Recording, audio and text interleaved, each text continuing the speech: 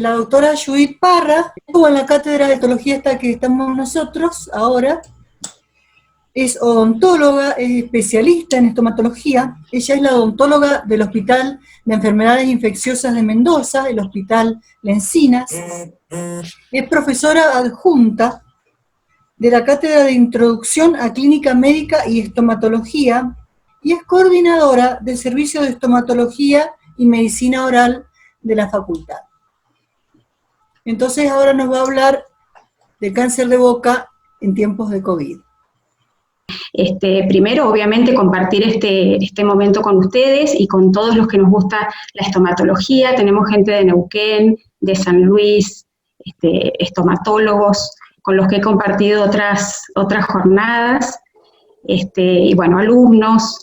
Realmente es muy lindo estar acá. Y en una situación que nos atraviesa a todos desde distintos escenarios, ¿cierto? Que es esta pandemia de COVID-19. Hay un ruidito, ¿cierto? ¿Eso sí lo sienten? Tienen que bloquear los micrófonos. Sí, podemos bloquear los micrófonos, así no hay interferencia. Sí, yo voy silenciando a todos los que... Estaría buenísimo. Sí, hay micrófonos abiertos. Sí, tal cual. Bueno, y yo los invito a hacer un recorrido por estos inicios para ver cómo empezó todo este tsunami que, como les contaba recién, nos atravesó a todos desde distintos ángulos. ¿Dónde estamos parados hoy ante esta pandemia? Todo lo que nos ha provocado, los cambios que hemos tenido que hacer a nivel de nuestra vida diaria, de nuestra vida profesional, como docentes, como personas comunes. ¿Y qué estrategias podemos plantear hoy en día ante este escenario para ver cómo seguimos adelante? Es todo un desafío. Entonces, recordemos un poco todos juntos, cada uno lo vivió en distintas circunstancias, ¿no? En el mes de diciembre del año pasado, en China, en la provincia de Wuhan, empiezan a reportar una serie de casos de neumonía atípica, a la cual no le encontraban un agente etiológico conocido. En China, entonces, reportan a su CDC, a su Centro de Control de Infecciones de China, y posteriormente este CDC reporta a la OMS. Así es como se empieza a transmitir esta cadena de información para reportar esta nueva enfermedad. En enero, fíjense, y vamos a ver cómo van de rápido los tiempos con esta pandemia, descartan que se trate esta enfermedad de SARS o MERS, o de gripe aviar, que ustedes recordarán que estas otras enfermedades también provocaron grandes epidemias con alta mortalidad y estaban debidas también a coronavirus y producían un síndrome respiratorio similar al de esta nueva pandemia. Entonces, descartadas estas posibles causas o agentes etiológicos, la OMS nombra temporariamente a esta nueva enfermedad como nuevo coronavirus 2019. Hasta tanto se encontrara un nombre para ponerle a este agente etiológico.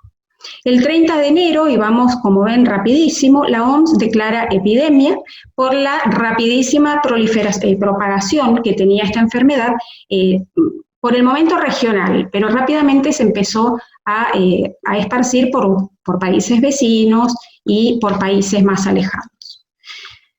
Mientras tanto, se estaba trabajando en ponerle un nombre a este virus, que esto lo hace el Comité de Taxonomía de Virus, con estrictas directivas de la OMS, que pidieron por favor que al nombrar este virus se abstuvieran de darle una connotación discriminatoria, ya sea relacionada a animales o a determinada región geográfica, como sucedió con el MERS, se conoce como la gripe de Medio Oriente, o la gripe aviar relacionada a determinados animales. ¿A qué llevó todo esto? A matanzas indiscriminadas, por ejemplo, de animales. Durante la gripe aviar se mataron no sé cuántos millones de gallinas y pollos, siendo que después se comprueba que la transmisión era entre humanos. Lo mismo pasó con la gripe porcina, matanza indiscriminada de animales. Y estos coronavirus, si bien fue nuevo este nuevo COVID-19, pero los coronavirus fueron descubiertos por esta científica, June Almeida, en el año 1963.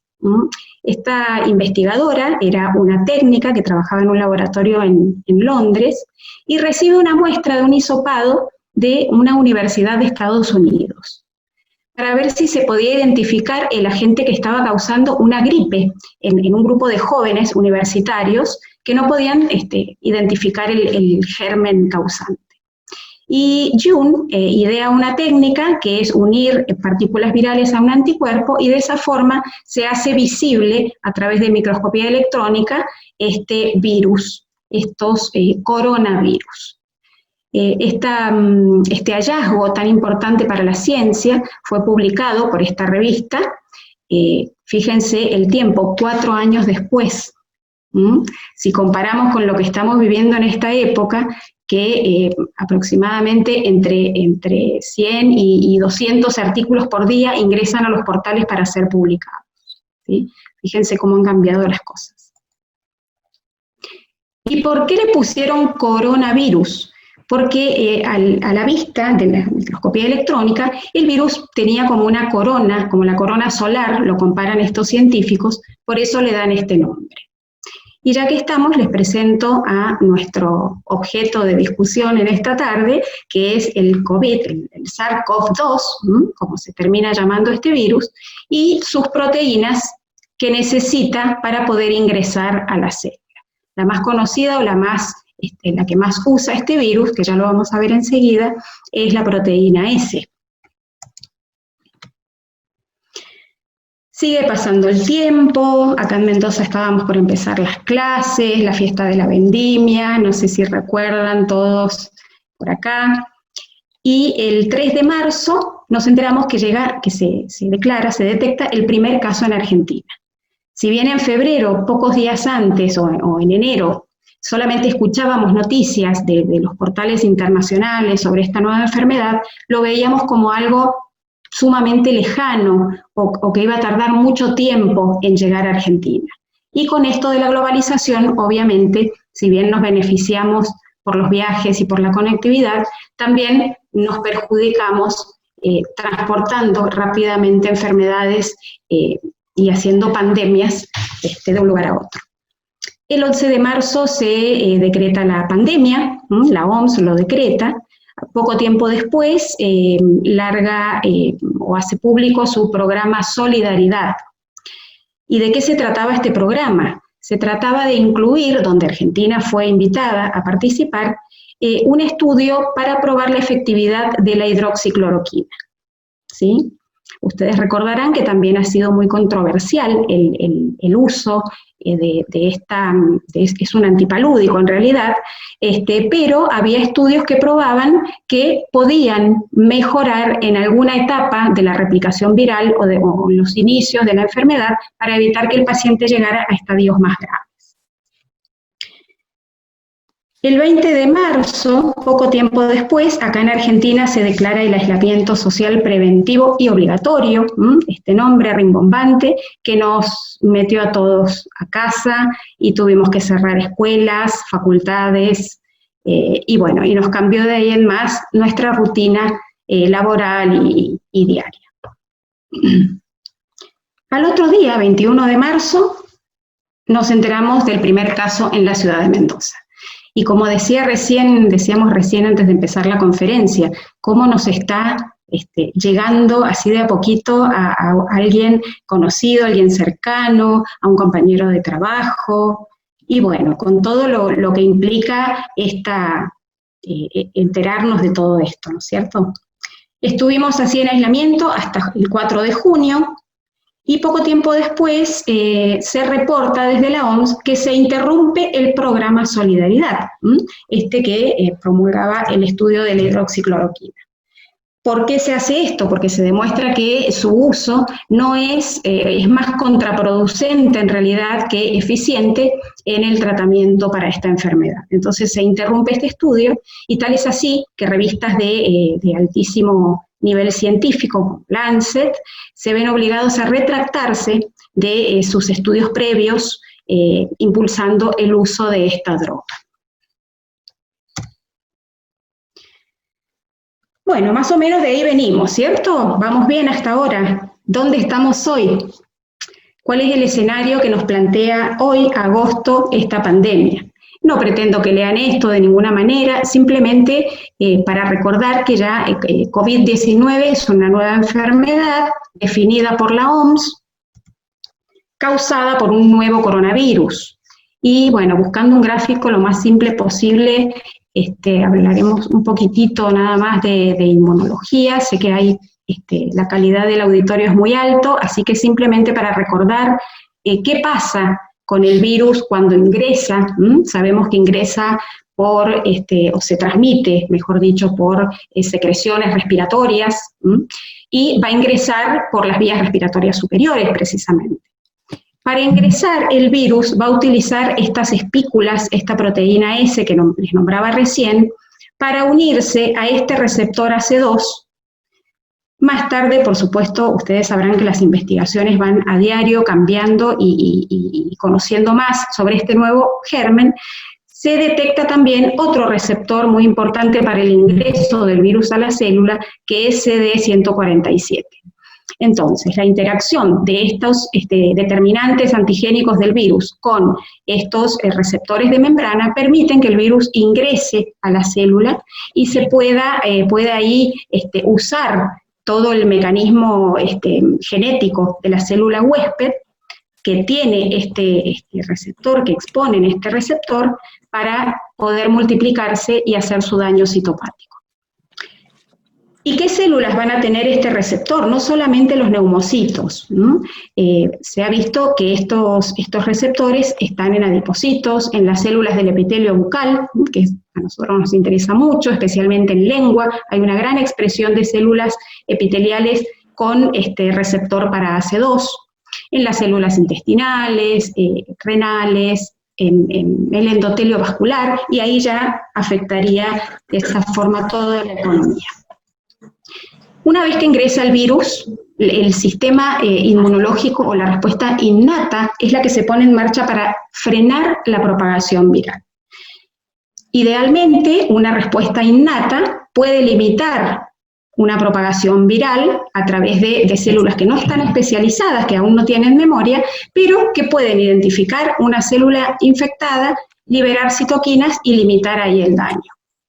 Cuando esto no resulta, tienen que convocar al sistema inmunológico especializado o adaptativo, que ese sí ya va a actuar en forma más específica, tanto en la célula infectada como en la liberación de mediadores químicos.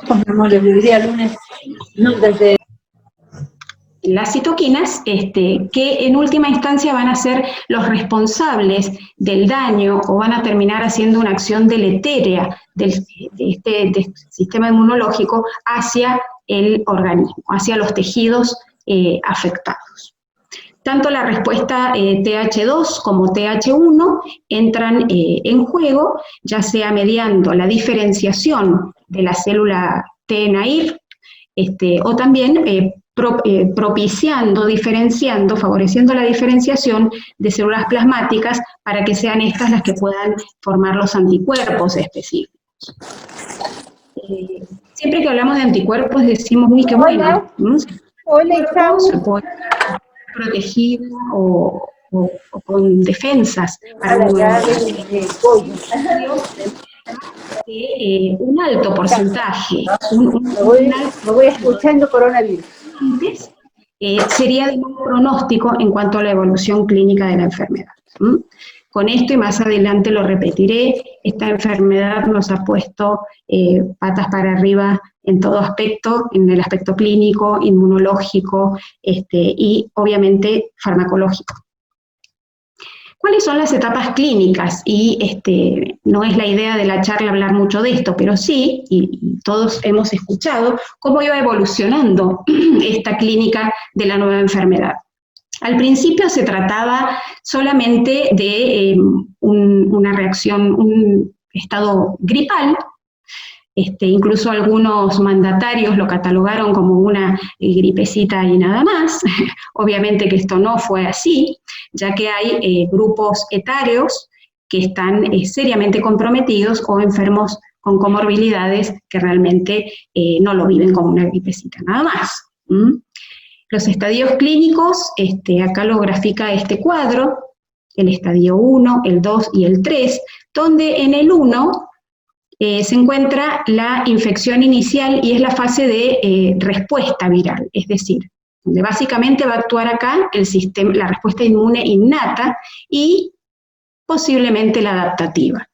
Pero cuando esto no alcanza para contener esta replicación viral, ya entra en fase la respuesta inflamatoria, esta fase que hace más daño que ayuda en realidad. Y es en esta fase donde se terminan produciendo el daño epitelial, el distrés respiratorio y finalmente la muerte. Clínicamente, bueno, como les decía, fiebre, tos seca, disnea, cefalea, estas eran los primeros reportes en cuanto a estos síntomas. Y más tarde empezaron a aparecer otras manifestaciones u otros signos y síntomas dermatológicos, estomatológicos, todos obviamente asociados a estas vasculitis y efecto protrombótico que genera el mismo sistema inmunológico a través de esta tormenta de citoquinas que no puede refrenar la replicación viral. Y a nivel estomatológico hay muy nuevos reportes, yo les voy a mostrar un artículo, que habla de manifestaciones bucales, que podrían incluso ser las primeras, como enantemas o lesiones ulcerativas. También las manifestaciones neurológicas aparecen con la anosmia, que bueno, es un signo muy importante, manifestaciones oftalmológicas. Fíjense la fecha de este artículo, esto lo ha publicado Intramed, que es un portal que hace difusión de revistas internacionales y de otros portales, lo que les contaba recién, ¿no? Las lesiones ulcerativas y las lesiones, los enantemas bucales. En cuanto a la clínica, ¿cuál es el panorama? Un 80-90% van a manifestar una sintomatología leve o ninguna, también se los llama oligosintomáticos o asintomáticos. Estuvo mucho tiempo en discusión si contagia, si no contagia. Un 10 o 15% van a tener una manifestación severa de la enfermedad y entre un 3 y un 5% evolucionarán a un síndrome de distrés respiratorio agudo con falla multiorgánica y muerte. Esto obviamente está asociado a grupos etarios y a comorbilidades. ¿Y quiénes son los mayores, las personas que tienen mayor riesgo de complicaciones de esta COVID? Especialmente los mayores de 60 años, los pacientes con enfermedades asociadas como diabetes, hipertensión arterial, enfermedades respiratorias crónicas, EPOC, asma bronquial, la obesidad, fíjense que de esto también podríamos hablar una clase entera, sobre obesidad e inflamación. La obesidad se considera también que subyace un síndrome inflamatorio crónico y esto obviamente produce una inmunosenescencia y un agotamiento del sistema inmunológico que por supuesto va a poner en mayor riesgo a pacientes con obesidad. También se ha visto que los adipocitos expresan el receptor de ACE2, por lo tanto es como que tiene más superficie de ataque el COVID. Los pacientes oncológicos, ya sea que estén cursando un carcinoma o que estén en tratamiento oncológico, inmunomodulador o inmunodepresor. Y un performance status igual o menor a 2. Todos estos serían los pacientes más susceptibles a complicaciones. Y este es el mapa en tiempo real que, bueno, ustedes habrán visto, habrán consultado, de la Johns Hopkins. Y actualmente, acá estamos a fecha de hoy, tenemos en el mundo de 20 millones de personas infectadas, más de 750 muertes. En Argentina, este es el número en tiempo real hasta antes de la charla. Sabemos que el reporte del Ministerio es a partir de las 20, así que seguramente este numerito va a dar un poquito más, pero alrededor de 270.000 en Argentina, 5.246 muertos. Este es el reporte de la curva en ascenso, la famosa curva, esa frase que se usa tanto en las conferencias de prensa, las pretensiones de aplanar, la curva, etcétera. A esto se refieren esta alocución de la curva, ¿no? Tenemos ya 24 todas las provincias afectadas y la curva en ascenso.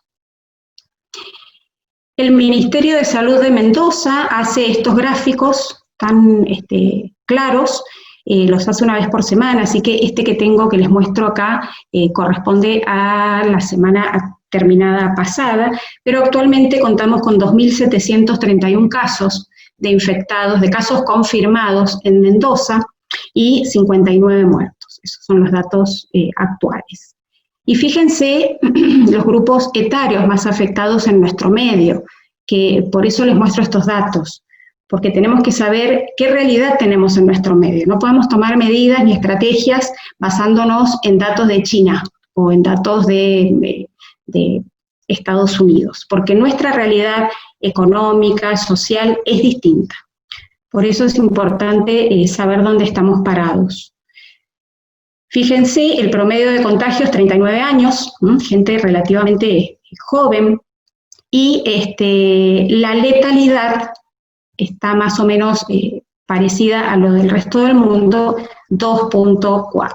Bueno, en medio de este escenario, ¿qué pasó? Los sistemas de salud públicos, de atención primaria o de mayor complejidad, tuvieron que adecuarse a esta realidad que ya se venía anunciando desde, como les contaba recién, desde finales de diciembre. Se anunciaba, lo veíamos lejos, y después a partir de marzo ya vimos que nos podía llegar esa realidad tan lejana que veíamos en Italia o en España. Entonces, en el Hospital de Encinas, donde yo trabajo, se instalaron estos módulos para ampliar la capacidad de internación con estos módulos trasladables. Nuestra práctica diaria también se vio afectada, dado que somos una profesión que estamos en un contacto muy cercano con precisamente las vías de transmisión del virus. Estamos muy cerca de la vía aérea, de la mucosa bucal, de la saliva, que son transmisores claramente probados, de la generación de aerosoles. Entonces tuvimos que también adecuar nuestra práctica profesional a esta nueva realidad. Si bien quiero destacar que el odontólogo por lo general tiene un respeto muy importante y muy practicado sobre las normas de bioseguridad y el cuidado de infecciones en la atención de pacientes. Pero este virus, esta pandemia, no solamente ha afectado la salud, también hay daños colaterales en esta pandemia que tenemos que atravesar. Y ¿cómo lo percibimos los que estamos en los sistemas de salud, los profesionales de la salud? Hemos visto afectados a través del diagnóstico. ¿Qué quiere decir esto? Hay un reporte de una revista, de una journal de julio de ahora de este año, que reporta un 60% menos de consultas preventivas. ¿A qué se refiere esto? Los pacientes que van a hacerse su control anual, su control ginecológico o el control al odontólogo, se ha visto que ha disminuido esta demanda de consulta preventiva en un 60%. Los daños colaterales a nivel de la asistencia. ¿Qué significa esto? El paciente no concurre al centro asistencial. ¿Por qué? Porque tiene miedo de contagiarse, porque convive con personas mayores y tiene miedo de contagiar a esa persona mayor, a su abuelo, a su abuela, porque cuestiones domésticas, tiene los chicos en casa, los chicos no van a la escuela, no puede salir, no puede dejar a los chicos solos. Toda esta realidad que nos cambió influye indirectamente en la asistencia o en el requerimiento de asistencia. Otra situación que nos pasa en algunas partes del país, tenemos que salir con tal número de documento, tal día terminaciones 1, 2, bueno, ¿qué pasa? El día que el médico de esta persona atiende, ese día no le toca salir, ¿sí? Bueno, todas estas situaciones que hacen que se retrase la asistencia. El acceso al tratamiento es otro de las repercusiones de esta pandemia, ¿Por qué? Por el impacto económico. Sabemos que esta situación ha hecho perder fuentes laborales de uno, de dos miembros que sostenían una familia, algunos han tenido que dejar su prepaga, su obra social, y todo esto hace que se impida o se dificulte el acceso y la continuidad de un tratamiento. El impacto psicológico, ni hablar. Hay un estudio de varias cosas que leí, me llamó la atención, un estudio en el País Vasco, encuestan a alrededor de 900 personas con encuestas de ansiedad y depresión. No sé si estará en la sala nuestra psicóloga Vicky, para que después nos haga un comentario sobre este tema. Y los más afectados con esta pandemia a nivel psicológico fue el grupo etario entre 18 y 24 años aproximadamente, y los mayores de 60 años. Y en ese grupo yo me acordaba de nuestros estudiantes, ¿sí? Cómo le están pasando, cómo les ha afectado no cursar, no ir a la facultad, no ver a sus compañeros. Otro impacto, estudios clínicos. Sabemos que hay estudios clínicos, protocolos de tratamientos oncológicos a los que acceden pacientes, algunos recursos, y a partir de los cuales se llega o se logran tratamientos menos agresivos y más eficientes. Esto tampoco se ha podido continuar. El impacto en la investigación. Investigadores del CONICET nos han comentado que han tenido que discontinuar sus trabajos de investigación, ya sea por reasignación de tareas, en vez de estar en el laboratorio, está haciendo una colaboración en COVID, o está preparando material para los test, entonces tienen que dejar su investigación en cáncer para abocarse a la demanda de COVID. Y esto es así porque acá traigo a la sala a la doctora Flavia Bruna, que es investigadora del CONICET y está llevando a cabo un proyecto muy interesante con el cual colaboro sobre detección de predictores moleculares en progresión a cáncer.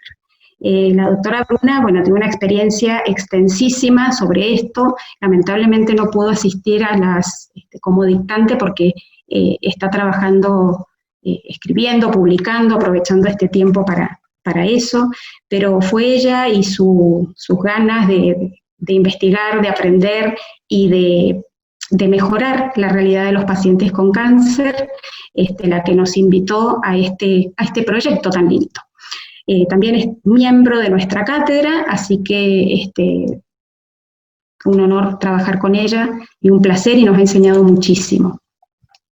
Y esto es para refrescarles solamente, la mayoría ya conoce sobre el funcionamiento de la Red Provincial de Cáncer Bucal. Esto fue una propuesta que vino desde el Ministerio de Nación, a través del Programa Nacional de Cáncer Bucal, y la idea de hacer una red de cáncer bucal regionales, esas redes regionales, es precisamente que el paciente sea detectado, diagnosticado y atendido, tratado, en forma rápida y guiado, en forma organizada, para no perder tiempo, que es lo que vemos muchas veces, que el paciente accede al tratamiento, como nos contaba ayer el doctor Gonzalo, llegan muy tarde y los tratamientos tienen que ser ya muy invasivos. ¿Cuál es el objetivo de esta red? Precisamente la detección precoz. La detección precoz. Siempre vamos a insistir, nunca nos vamos a cansar de hablar sobre detección precoz, de prevención primaria, de evitar llegar al cáncer siempre que se pueda detectar a tiempo. La prontitud en el diagnóstico, la creación de un registro, que cada región tenga su registro de cáncer y de lesiones potencialmente malignas, propiciar, acompañar el tratamiento de ese paciente, orientarlo y, por supuesto, hacer el seguimiento. Y como veíamos ayer en la charla de cirugía, vimos un paciente que está hace 10 años en seguimiento desde su primer diagnóstico de cáncer. Es un paciente con muchas comorbilidades y con antecedentes de cáncer, reiterados. Acá podemos introducir el término de cancerización de campo. Es un paciente que ha hecho varios episodios y gracias a que hace sus controles y su seguimiento, se pudo detectar esa lesión. Yo me olvidé de medir el tiempo, en realidad, creo que estoy bien, pero me voy a apurar un poquito. Y quería compartirles mi experiencia con cáncer bucal en esta época de COVID. Nos derivan precisamente por activación de esta red de cáncer bucal del Centro de Salud número 17 de Las Heras. Las Heras queda muy cerquita de Mendoza para los que son de afuera. Un paciente masculino de 65 años, sin antecedentes médicos de importancia, fumador. Presenta esta lesión en borde de lengua. Sabemos que borde de lengua nos enciende todas las alarmas. Fíjense, una lesión exofítica con bordes indurados. Y si vemos a mayor aumento, vemos esta lesión blanca alrededor. ¿Y qué vamos a pensar? Que llegamos tarde, porque esta lesión nos está hablando de que acá hubo una lesión ya no potencialmente maligna, sino directamente precancerosa, porque acá está la lesión que lo confirma. Hicimos biopsia prontamente, las biopsias las procesamos acá mismo en el Hospital de Encinas, y bueno, aprovecho para hacer alarde de la patóloga del Hospital de Encinas, que es excelente, es muy generosa y tiene en cuenta cuando se trata de una sospecha de cáncer bucal, la biopsia sale muy rápido, con mucha prontitud, y eso también repercute en el beneficio. No voy a hablar de la anatomía patológica, por las dudas que esté el doctor Villa por acá. Aparte de esto ya se ha hablado mucho. Y acá vemos el resultado, ¿no es cierto? Carcinoma pavimentoso. Este paciente, bueno, se consiguió un turno urgente con su prestador, con el cirujano de cabeza y cuello. A la semana tuvo su cita con el cirujano y alrededor de los 10-15 días el paciente ya estaba operado. Esto, digamos, que es lo bueno dentro de esta mala noticia, que es decirle al paciente que tiene esta enfermedad. Lo bueno es que se pudo resolver rápido.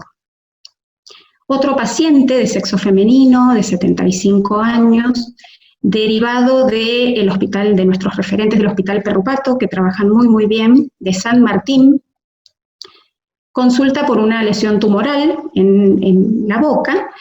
Consultó previamente y le indicaron tratamientos antibióticos y colutorios. Refiere una pérdida de peso de 10 kilos en 1 mes y medio, 2 aproximadamente. No fumadora y, fíjense acá, portadora de una prótesis completa desde hace 30 años o más. Y acá hago un pequeño llamado a los alumnos y a los jóvenes odontólogos. Siempre que entreguen una prótesis, le tienen que decir al paciente que tiene fecha de vencimiento, que esa prótesis no es para toda la vida, que así como se fijan en el vencimiento del remedio o del producto que van a comer, tienen que tener en cuenta que la prótesis tiene fecha de vencimiento, ya sea por el paso del tiempo o porque se ha desadaptado y ya no es confortable en la boca. Esto es muy importante recalcarlo. Fíjense el examen extraoral, esta tumoración que se ve en boca cerrada, y al examen intraoral, esta lesión muy grande, úlcero vegetante. Ya hay dolor, por supuesto, acá por el tamaño de la lesión. Esta base está indurada a la palpación. Tomamos biopsia ese día y a los 10 días aparece con esto, que es ni más ni menos que la propagación de ese tumor extraoral. Nuevamente, esta gráfica tan característica, esta imagen tan característica de las perlas córneas del carcinoma escamoso maduro infiltrante. Esta paciente está actualmente también gestionando su tratamiento. Cabe destacar que es una señora que está en un estado general no muy bueno, con un una demencia senil incipiente, si bien tiene una buena contención familiar, que es muy importante, es una paciente que no sé si podría soportar una cirugía como la que vimos el otro día del doctor, porque es una cirugía muy grande y muy mutilante y su estado general no lo permite. Siempre esto se conversa, por supuesto, con el oncólogo, con el cirujano y con la familia para que ellos puedan optar por la mejor opción de tratamiento.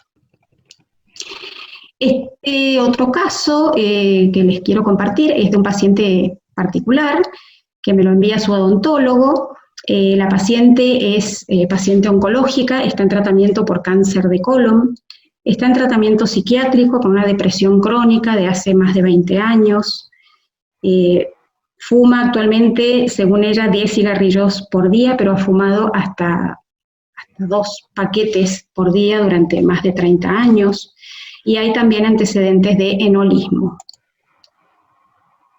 Su estado general no es bueno, y al examen bucal, perdón por la foto, no salió muy clara, pero la lesión se encuentra en piso de boca, y es una lesión úlcero-vegetante, también con bordes con base infiltrada. Está dolorida ya en este estadio la paciente. Tomamos biopsia de la lesión y carcinoma escamoso maduro infiltrante. Esta es la anatomía patológica. Y por último, y para tener en cuenta como diagnóstico diferencial, y para tener en cuenta estas comorbilidades que hablábamos recién para COVID, que también las tenemos que tener en cuenta para cáncer. Les cuento de esta paciente, femenino, 48 años, la derivan del Centro de Salud Cabecera de Guaymallén, paciente con obesidad, diabetes de tipo 2, hipertensión arterial, no fumadora, y tiene un estado séptico bucal y una lesión relacionada a trauma dentario. El trauma dentario ya no es para discutir, es un factor que puede favorecer la aparición de un carcinoma, si esto se cronifica y si le agregamos un estado séptico, más un sistema inmunológico senescente o ineficiente. Esta paciente concurre con esta lesión tumoral, ligeramente dolorosa, y una ulceración central que al examen dinámico de la cavidad bucal vemos como este elemento dentario, que también está en muy mal estado, impacta en esta zona. Entonces tomamos biopsia, hicimos la extracción de este elemento dentario y fíjense cómo cambia la imagen. No es un carcinoma de ninguna manera, es una queratosis y hay un intenso infiltrado inflamatorio, pero que evidentemente no es capaz de controlar un proceso infeccioso, que es lo que resultó ser esta lesión, un absceso lingual. ¿Debido a qué? A esto que hablábamos, ¿no? Este estado inflamatorio crónico y un sistema inmunológico incompetente. Ante todo esto, ¿qué podemos hacer? ¿Cómo podemos plantear nuestras rutas de avance? Evidentemente no estamos solos, porque está todo el mundo pensando cómo seguimos, qué tenemos que cambiar, qué podemos aportar desde lo que ya sabemos a todo lo que no sabemos.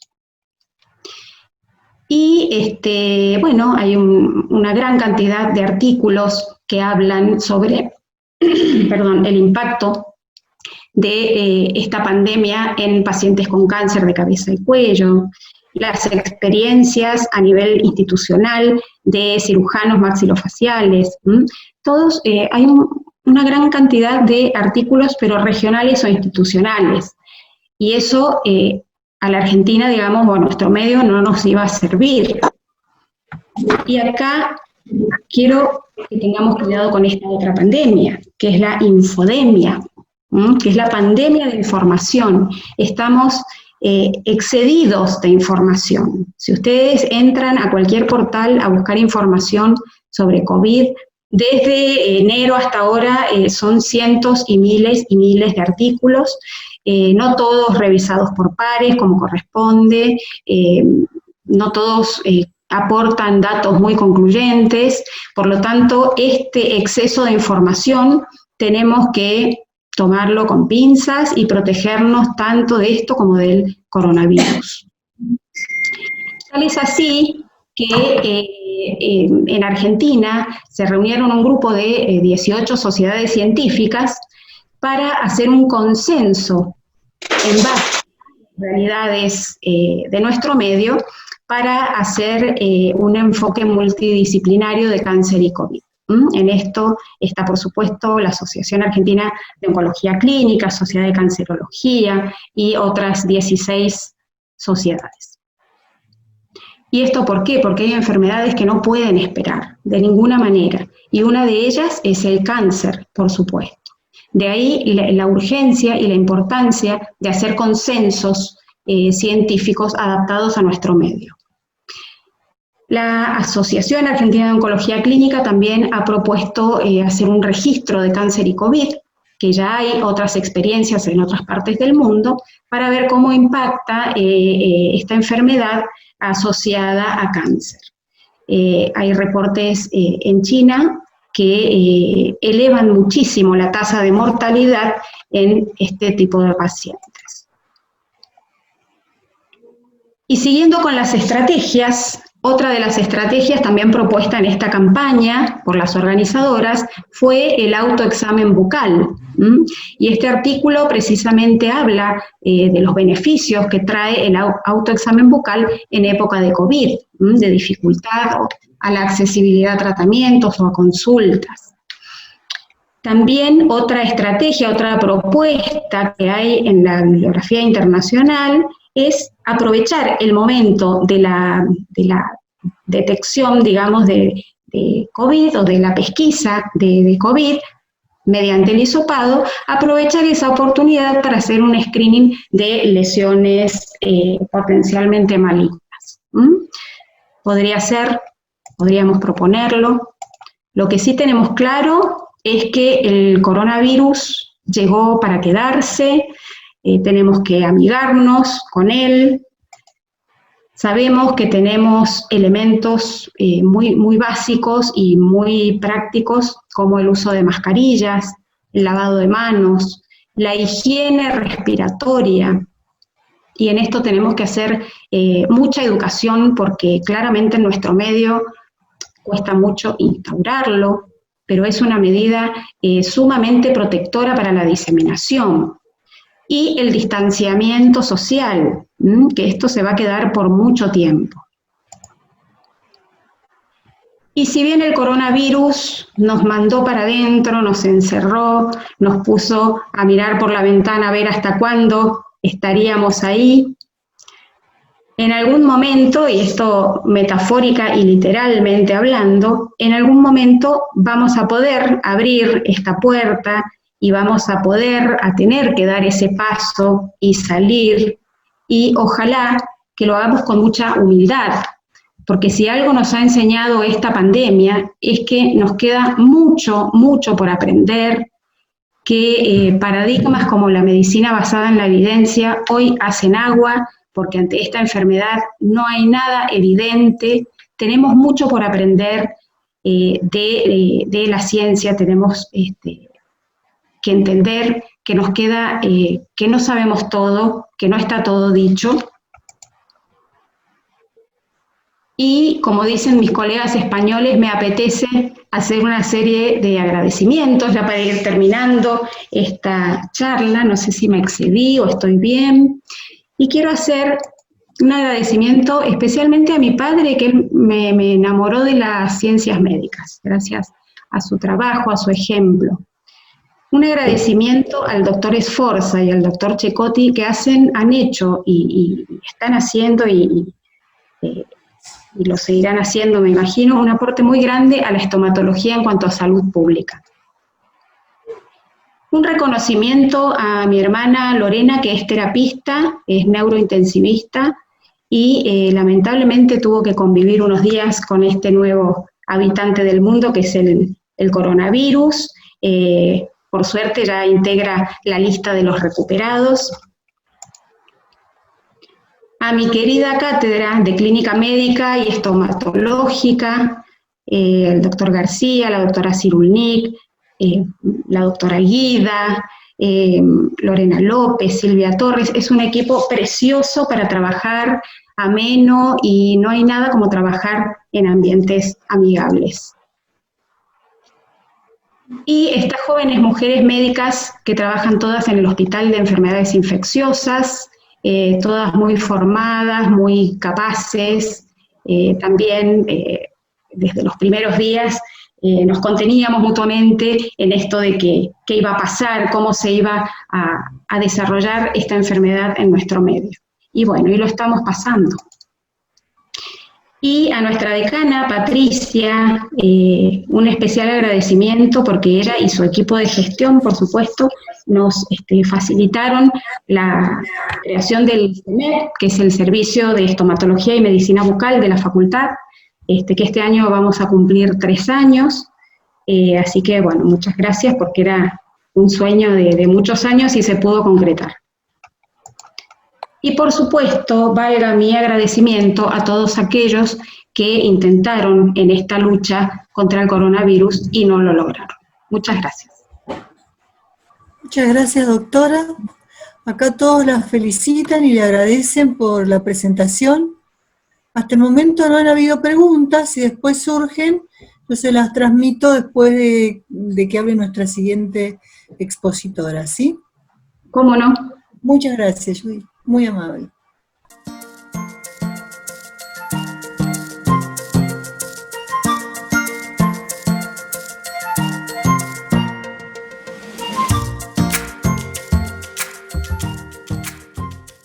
Toma.